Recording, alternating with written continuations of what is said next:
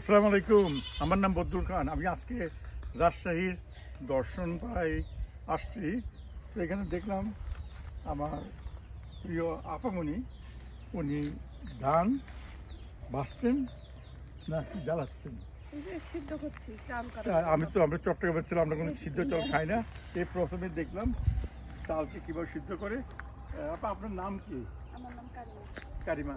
কারিমা আপা, এই আপনি দেখুন এই ধানের চালটা সিদ্ধ করছে। এখানে উনি খড় দিয়ে পুড়ছেন এবং এটা বিরাট একটা পাত্র যেখানে এটা গরম হচ্ছে। তারপরে ধানটা এখান থেকে নিয়ে আসছে। ধানটা কি আপনার বাড়িতে হয়েছে নাকি এলাকায়? আমার জমির ধান। আপনার জমির ধান, খুব সুন্দর। তো এটাকে সিদ্ধ করতে হচ্ছে কেন? এমনি আতপ খেতে পারেন না? না, আমরা সিদ্ধ করি না। আমরা চট্টগ্রামে আমরা আতপ খাই। তো এই একটা আমাদের নতুন অভিজ্ঞতা।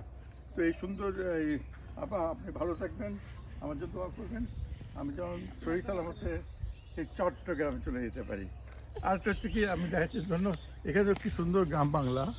এই গ্রাম বাংলার পরেই দেখছি যে আর এগুলো হচ্ছে যে গরুরের গোবর থেকে ওগুলাকে দিয়ে একটু জ্বালানি তৈরি করা হয়। এটা আমাদের একটা ছাগল, ভদ্র ছেলে। তারপরে গরু দেখেন, তো গরু দেখার পরে কত সুন্দর ওই সব। এটা গরু কি সুন্দর বাচ্চা গরু, আর একটা ছাগল। আর এখানে হচ্ছে সেই মাটির দোতলা ঘর, একেবারে মানে গ্রাম বাংলার ঐতিহ্য। এখানে একটা গরু দেখছি, এই গরু আবার ইয়ে খাচ্ছে, গাভীর এই বাচ্চা খাচ্ছে। সুন্দর বাংলার রাজশাহী অঞ্চলের এই মাটির ঘরটা। একটু এদিকে আসেন আপনি, ভিডিও ধরনের আছে আমাদের প্রান্তীয় রাজশাহী অধিবাসী জনাবা মিসেস, হ্যাঁ, নামটা কি আপনার?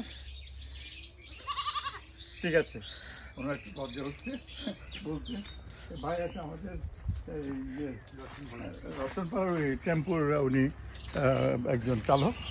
তো ওখানে রতনপাড়া আসতে যেটা দেখছি এই জিনিসটা দেখানো হচ্ছে। এই যে মাটির ঘরগুলো কিন্তু পূর্ব বাংলাদেশের একটা ঐতিহ্য। এটা গরমকালে থাকে ঠান্ডা, শীতকালে থাকে গরম, অত্যন্ত একটা সুন্দর জিনিস। এটা কিন্তু মাটির দোতলা, 2 স্টোরি। এখানে আমরা সেই গ্রাম বাংলায় এই যে আমাদের একটা আর্কিটেকচার, এই যে কৌশল অবলম্বন করে এটা করে, এটার জন্য আমি খুব পছন্দ করি।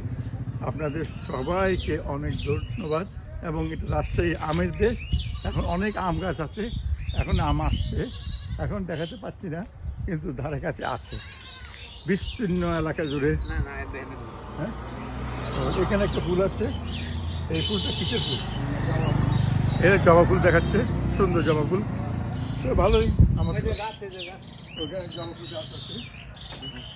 রাজশাহীকে অনেক ধন্যবাদ এবং অনেক পরিষ্কার পরিচ্ছন্ন শহর। এবং যিনি ভিডিও ধারণ করছেন ওনাকে অনেক ধন্যবাদ। আপনি ভালো থাকবেন, সুস্থ থাকবেন, আপনাকে অনেক